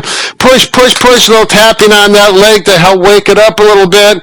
And we'll work on 10 of those. Eventually, you push hard. And that's when it gets to be a lot of fun as an assistant so in a chair, armrest, you should have armrests, a nice firm chair, not a soft, cushy chair. Always have good posture with the person, and work ankle pumps, same as before. Both feet together is a nice way to go. Focusing on the weak leg would be here. And then the next one is simply long arc quads, get those quadriceps moving. So up as high as you can, hold, and back down. Sometimes a little tapping helps. Yep. Cues the body into what muscle is supposed to be used. Right, yep. Then if you have a shiny floor, you could put a towel down and work. If you have the knee glide, it works really well because it's so smooth. It works well. Plus, the big advantage is it will go on an incline. So this incline makes a big difference with someone who's very weak from a stroke. And we do it this way. The other advantage of the knee glide is it's so lightweight that you can, it's less than 5 pounds. The next one is simply, now with this one, standing up is a really critical part of the rehab because you're putting weight through the joint. Now, Bob, why don't you do this? Because Bob already has a gait belt on. And when you're starting, if you're helping someone, you have to have a gait belt to help hold the person, keep them safe. Now, one thing, you're going to make sure the person's feet are back. Yep. Because it's really difficult to get up from this position. Good point, Bob. So the feet are back, and we always say nose over toes. Right. You want to get leaning forward all the way. They're going to feel like they're going to fall forward. Arm up, and push up from the chair. And then grab it. Yep. And, then when you reach back, I'd always have them reach back one hand at a time. Right. And then go down. Good control. Then next step is to prepare the person for walking. Once they can stand relatively stable and safely, Bob's going to weight shift right. The way the walking works is that if I'm going to take a step with the right leg, I need to shift my weight to the left leg. Exactly. So that's why we start with weight shifting. You have to get that concept in their brain. So you shift to the left, and you're ready to step to the right. Yep. Then the next one, up on the heel, up on the toes, and up on the heels. So I think I reversed it. Yeah. And you're going to find out probably the weak leg, you may not be able to get up as high, but you're still trying to get those muscles to turn on. Good to start with that one. Yep. Really, somewhat. And once they feel confident with that, then you actually can start taking some steps. Got the gait belt on, you're going to hold on to it. One thing that you want to make sure is if Bob's weak side is his right side, you're going to stand on the weak side. Yes. Because that's the direction they're going to fall. So, we got the Bob and Brad foot massager here. A little bit pricey, but these are well worth it. So you just slide your feet in there. I think you're probably limited to a size 12. Maybe a 13 you could get into here, but not only does it massage, but it compresses. So it's got an air pump in there, which helps get that swelling out of the feet. It works very well, and this is one of the reasons we did. As you put on the floor right before the below the chair. Yeah, it's meant to be used in a seated position. It does have a slight sound to it, the swish swish. It's not silent. But the big advantage is this thing is so lightweight. You can carry this anywhere. And if you're elderly, you want to show a flip up? Oh yeah, it's got little stilts so you can put it at an incline, and it emphasizes quadricep strength this way while getting the knee motion, which is going to help that arthritic pain. And then do it this way, and that actually gets the hamstrings. And this is it looks like a very simple exercise. This is the Thermotexas. It's infrared heat. Brad and I have been a big fans of this. We've been using the Platinum model for our backs. Right. Show them the size of it, Bob. Yeah, this is the Platinum model. And what's nice about it is, you can just put it in your chair. And if you put your feet here, it's going to go up. It's going to work well on that plantar fasciitis over time to help it heal. And it's not aggressive heat. Again, it's not real hot. It does take a little longer. That you're going to feel less heat initially. It takes a few more minutes to get in that deep. Peripheral neuropathy relief in feet and legs. This is oftentimes related to people who have diabetes. It's very common with that, which is becoming more and more, unfortunately, more prevalent. It is. And it interferes with your balance, your walking, a lot of other things. Yeah, it can cause falls. What's going on with peripheral neuropathy? Peripheral means the nerves in the extremities, basically, not the spinal cord we're not talking about. Right. Or the brain. These are the nerves that provide motor function and sensation to the extremities, and in some fashion, they're damaged. I mean, that's what peripheral neuropathy is. They're abnormal. It tends to be more common in the feet and legs than it is in the hands. I mean, but you can get them in both. Our goal today is going to be, you want to increase the circulation to help promote healing and regeneration. What you definitely want to try to do is stop the progression of it. Right. If you can't reverse it, stop it from getting worse or getting worse at a slower rate. So let's start off with the first one, Brad. I like to always do a stretch to the calf. You want to give me a strap or something? Sure. You can use a belt, or you could take a rolled up sheet. You can put, here's a towel roll. You don't need to buy anything, but this does have a nice loop, and you can go ahead and put it in there. It works better. And then you can put your hands in the loops, and it's just really easy to do. If you have problems with grip, the loops are really handy. They take that problem right away. And he's getting a nice stretch to his ankle and in that calf muscle. Yeah, and one of the reasons we want to stretch it is because if this muscle starts to become weak, the one that helps hold your foot up, all of a sudden you're going to find out you're going to lack the ability to bring the foot up, and then you're going to start dragging your foot when you walk. Right, you get that toe drop or foot drag. Foot drop, and then you're going to start being more likely to catch your toe, and then you're going to be more likely to fall. So, I mean, you want to keep this stretched out, and you want to do it on both sides. Right. A good 30 seconds to a minute stretch is all you need to do. Next ones you can do just on the bed like this, but it might be helpful to have a foam roller, or we have a rolled up sheet. Remember that, Brad, too? Oh, yes. We'll just use this one. Yeah, just take a rolled up sheet. We got some tape around it to make it easy, but this is nice because it brings your foot up, right, elevates it. So you're going to want to start doing, the ankle pumps. And these are ones that I would not only recommend doing it during your exercise period, but throughout the day, you should be trying to perform these ankle pumps while you're seated, while you're standing. You don't have to have it elevated if you're sitting at an office desk. Do them while you're seated. It's still going to get some more fluid moving. Yeah. And then you're going to do circles too. Ah, yes. You're going to go clockwise and counterclockwise. Next one, Brad, is a nice one to do. Is actually just straight leg raises. So I'm going to lay down. And now you might think, why was he just doing straight leg raises? Because it's got nothing to do with your ankle. Exactly. But it does.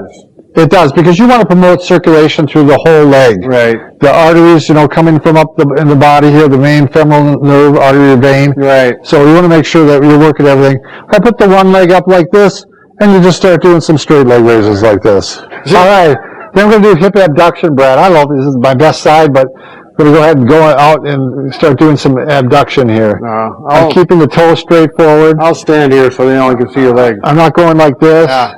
I'm not going down like this. I'm going toe straight forward. You can also do these standing, but you got to make sure that you have enough balance to do this. You might have to hold on to a countertop, but you can do the toe raises and the heel raises. Right. If you got a walker handy, that's something nice to hold on to. Oh, yeah. Get that out of the way. Then I emphasize, I would do these throughout the day, not just pick one moment. And then you can go to the single, he's going to go ahead and do single leg raises too, Brad.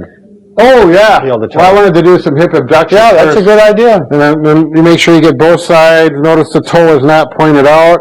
But when this is too easy, and some people, especially older people, They may never get to this. They may not get to the single leg.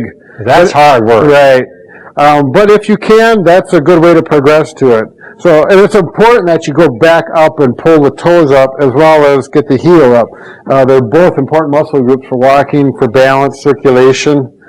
And then speaking of balance, Brad, can you just show how you can go ahead and balance on one foot? Sure. You can maybe start with both hands. Yep. So both hands on the cupboard on a good solid chair, not a flimsy chair. And you can just stand. Just last week, this was a woman of mine. This is one of her exercises at home. Stand on one foot and see if she could do it. If you're 60, 70 years old, if you can go for 5 seconds, your probably balance is fairly decent. Yeah, and you may want to start by hanging out with just one arm. As the progression, 2 arms to 1 arm to no arms. Yep. And then you can actually go to fingertip. Yep. 3 fingertips, 1 fingertip. Sure. And I'm not kidding either. It makes a big difference. Yeah, it does. One little touch like that can make a big difference. And then like this. Restless leg syndrome. Ooh. A lot of people use medication to help control it. But if you don't want to do that, or it hasn't worked for you, or maybe you want to do it in addition to the medication, we're going to show you a solution here. Sure. Now, what is restless leg syndrome? That's a good question, Bob. It's generally a long-term disorder that causes a strong urge to move your legs. It's an unpleasant feeling. It often improves by moving them, and that's what Tanner said. He walks around at night because he can't sleep. Right. It can cause aching, tingling, crawling. That's what people talk about. Yeah, kind of like those nerve symptoms you might feel with. So what are we going to do, Bob? So what is this option? Is this something here? Yeah, this is the brand new Bob and Brad compression system. I guess we call it leg massagers. Right. You can put this on for like an hour before you go to bed. Mm-hmm. While you're watching TV, relax. Yep. And then see if it works the magic and takes away your RLS. So you're going to put it on and but you don't have to sleep with them on all night then? No. General rules for purchasing a shoe. So, number 1, you're going to want to determine your arch when you when you want to buy a shoe, what type of arch you have, because you want to match your arch to the shoe that you're buying. Right. Okay. Number 2, shoes should be immediately comfortable. And if you need arch supports or inserts, you should put those in right away into the shoe. Right. I mean, if the shoe doesn't have it. But we're hoping that you buy one that does have it, so you don't have to deal with that even. Exactly. Number 3, when you go shopping for shoes, you should wear the socks that you would normally be wearing. If it seems like a minor thing, but it's not, because the socks have different thicknesses. Right. It's notable. So you may also want to try the shoes on at the end of the day. A lot of people get some swelling in their feet, even if it's minor. Yep. And so you don't want to be dealing with a shoe that doesn't fit right because you bought it in the morning and your foot wasn't swollen at that point. Yeah. Number 6, the width is going to, obviously, you want to go by comfort. Now, Brad, you do go with a wider shoe. Yeah, I always get usually the widest, like a New Balance, I get a 4E. That's the widest one they typically make. Different manufacturers have some different ways they do it, but I always get the widest shoe they make. Otherwise, it's not comfortable. Yeah, because if the shoe is too narrow for you, your foot could actually kind of go numb.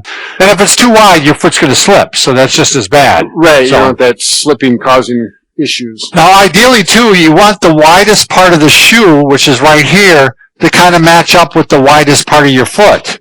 So, if you put your foot here and here's the widest part of my foot and it matches up with the widest part of the shoe. Yep. This is another important thing, which I was really surprised at what of a big role this was. They did a study that showed that incidence of plantar fasciitis decreased by 72% if people rotated their footwear. So in other words, if you have a running shoe, you should have 2 pair. Yeah. And on one day you wear the one pair and the next day you wear the other pair. The reason is it takes at least a day or 24 hours or more for the cushioning to rebound. If you have plantar fasciitis, you might want, a bit of a heel too, because that will take some of the stress off of it. Sure. A lot of these running shoes have a natural heel on it, a 1/3 inch to a 1/2 inch, depending on comfort. If you have a leather shoe, like I have here, these are not comfortable shoes, generally.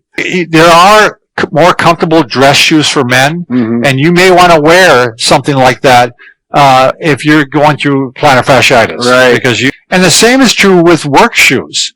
Now, work shoes are designed for safety. They got the steel toe and all that. Right. But they are not designed for comfort. So you're going to want to probably remove and replace the sock liner, and you might want to put one with arch support, or you may want to put one that's more cushioned. Right. Depending on your comfort. On women's high heels, but you want to, if you're going to, you want to limit to about 10% of the time overall in your life. If you have a big event, you can go ahead and wear them. Or if you're going to be sitting a lot at a desk and you're not really standing on them, it's not as bad. Yeah, but if you got plantar fasciitis, if you can just eliminate it. I'm talking more about if you, in general, if you don't have plantar fasciitis right now, cleared up and you want to get it. But generally, you're right. You shouldn't be wearing them if you have plantar fasciitis. So, hiking boots have great support, but they have great arch support, but they're generally not very cushioned. Sure. So, but they probably would be good for you. You could wear your hiking boots to work there if you have plantar fasciitis. Also, the point, again, we're making all these general statements about shoes. You want to start replacing your shoe if the wear pattern goes down. And the thing is, if it's worn on the outside, it may be worn more on the inside, in the insole. So, it's time. I hate, they're expensive. Right. But that's a cost. I mean, plantar fasciitis is probably more expensive to you.